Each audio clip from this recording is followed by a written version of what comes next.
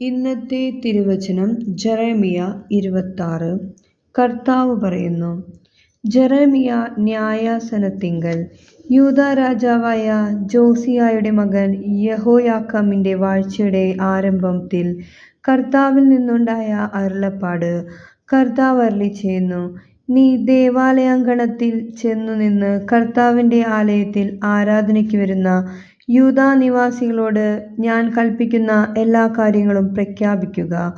ഒരു വാക്കുപോലും വിട്ടുകളയരുത്.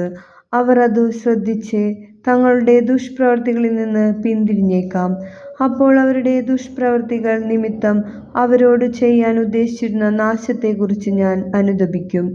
നീ അവരോട് പറയുക, കർത്താവ് അരുളിച്ചെയ്യുന്നു, നിങ്ങൾ എന്നെ അനുസരിച്ച് ഞാൻ നിർദ്ദേശിച്ച മാർഗത്തിലൂടെ ചരിക്കാതെയും നിങ്ങൾ ശ്രദ്ധിക്കാതിരുന്നിട്ടും തുടർച്ചയായി നിങ്ങളുടെ അടുക്കലേക്ക് അയച്ച പ്രവാചകന്മാരുടെ വാക്കുകൾ ചെവിക്കൊള്ളാതെയും ഇരുന്നാൽ ഈ ഭവനത്തെ ഞാൻ ശീലോ പോലെയാക്കും.